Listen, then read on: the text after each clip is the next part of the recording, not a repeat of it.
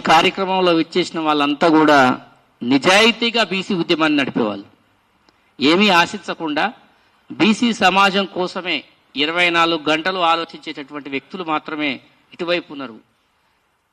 మొన్న ఇంతకు ముందు చూపించిన వీడియో సెప్టెంబర్ 26, 2021 రోజున జరిగింది.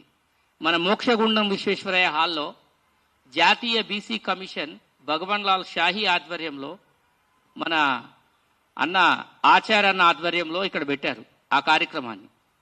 ఆ జాతీయ బీసీ కమిషన్ యొక్క వాళ్ళు చేసినటువంటి కార్యక్రమాల మీద ఇక్కడ ఒక రివ్యూ పెట్టి ప్రజలకు నివేదిక అందిద్దామని పెట్టిర్రు. కానీ వాళ్ళు ఎక్కడ కూడా బీసీ జనాభా లెక్కలు, బీసీ కులగణన, దేశవ్యాప్త సమగ్ర కులగణన మీద మాట్లాడట్లేదు.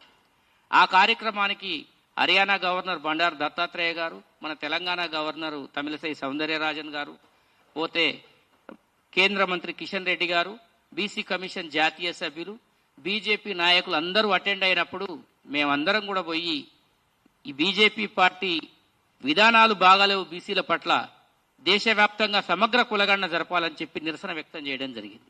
ఒక 60-70 మంది పోయి నిరసన వ్యక్తం చేస్తే బీజేపీ వాళ్ళందరూ కూడా మా మీద దాడులు చేశారు. ఏబీవీపీ, బీజేవైఎం కార్యకర్తలు మా మీటింగ్లకు వచ్చి మమ్మల్ని ఇబ్బంది పెడతారా అని చెప్పేసి వాళ్ళు మా మీద దాడులు చేయడం జరిగింది.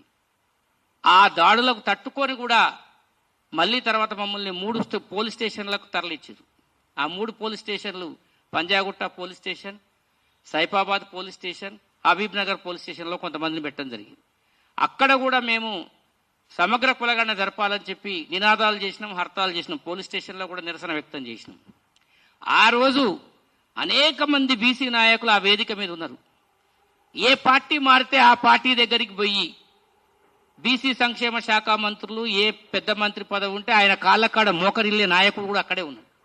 ఆ రోజు ఆయన ఏం మాట్లాడిందంటే బీసీల కోసం త్యాగం చేస్తున్న నిజమైన నాయకుడు కిషన్ రెడ్డి అని మాట్లాడి. సరే మాట్లాడవచ్చు, కిషన్ రెడ్డి గారి మీద మీకు ఒక పాజిటివ్ నేపథ్యంతో మీకు పాజిటివ్గా ఉంటే మీరు చెప్పండి, పర్వాలేదు. కానీ బీసీ జాతి కోసం ఇంతకుముందు మీరు చూసిన వీడియోలో బీసీ జాతి కోసం మేమందరం ఒక 60 మంది మిత్రులం పోయి అక్కడ 60-70 మంది పోయి నిరసన చేస్తే మమ్మల్ని పోలీస్ స్టేషన్లో, సైఫాబాద్ పోలీస్ స్టేషన్లో అప్పుడు ఏసీపీ వేణుగోపాల్ రెడ్డి గారు తీసుకుపోయి అరెస్ట్ చేసి సాయంత్రం వరకు ఉంచితే ఈరోజు మా వల్లనే ఈ కులగణన 42% జరిగింది, 42% రిజర్వేషన్ వచ్చిందని చెప్పే నాయకులు ఆ రోజు ఎక్కడున్నారు తెలుసా అండి? కిషన్ రెడ్డి సంకలు ఉన్నారు, బండారు దత్తాత్రేయ జేబులు ఉన్నారు. వాళ్ళంతా బీజేపీ పార్టీకి అర్రులు దాస్తున్నారు. బీజేపీ పార్టీ నాయకుల్ని వేదికల మీద కాళ్ళు మొక్కుతున్నారు. ఇవాళ మళ్ళా వాళ్ళే కాంగ్రెస్ పార్టీ ఫ్రంట్ లైన్కి వచ్చి మా వల్లనే ఈ 42% రిజర్వేషన్ అయిందని చెప్తున్నారు. ఎంత దారుణం! నేను కాంగ్రెస్ పార్టీ నాయకులకు కూడా విజ్ఞప్తి చేస్తున్నా, బ్రోకర్లతోటి తస్మాత్ జాగ్రత్త. వెల్కమ్ పర్వతగిరి విజయ్ కుమార్ గారు, బీసీ బహుజన సంక్షేమ సంఘం అధ్యక్షులు. మా వల్లనే పార్టీ 42% రిజర్వేషన్లు సాధ్యమైనవి అని చెప్పి ఈరోజు చెప్పుకోవడం జరుగుతుంది. ఇది చాలా సిగ్గుసేటు.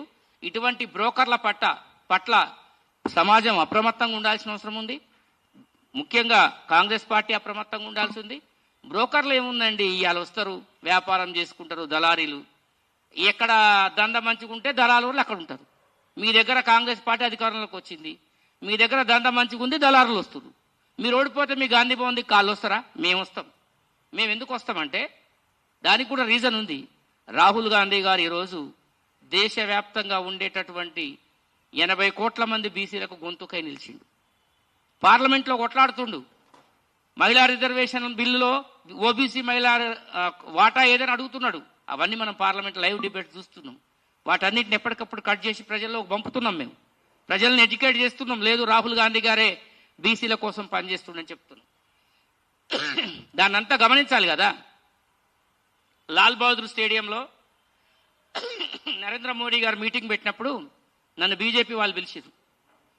ఇక్కడికి నరేంద్ర మోడీ గారు వస్తున్నారు, ఒక బీసీ ముఖ్యమంత్రిని పెడతామని అనౌన్స్ చేస్తారు లాల్ బహదూర్ స్టేడియంలో.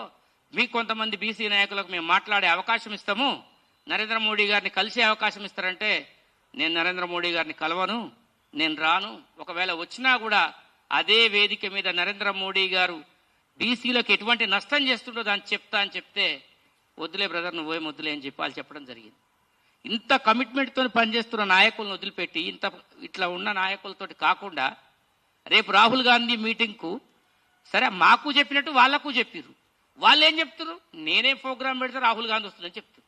అటువంటి నాయకులు జమైరు, తస్మాత్ జాగ్రత్త అని చెప్పి కాంగ్రెస్ పార్టీ వారికి ముందస్తుగా నేను విజ్ఞప్తి చేస్తున్నా. అటువంటి నాయకులతో మీకు చాలా ఇబ్బంది అయింది. మిమ్మల్ని నడి మార్కెట్లో అమ్ముకొని పోతారని, అంగట్లే అమ్ముకొని అవతల పడతారని చెప్పి ఈ సందర్భంగా తెలియజేస్తూ మిత్రులారా, అటువంటి వాళ్ళతో చాలా జాగ్రత్తగా ఉండాలి. అటువంటి వ్యక్తులతోటి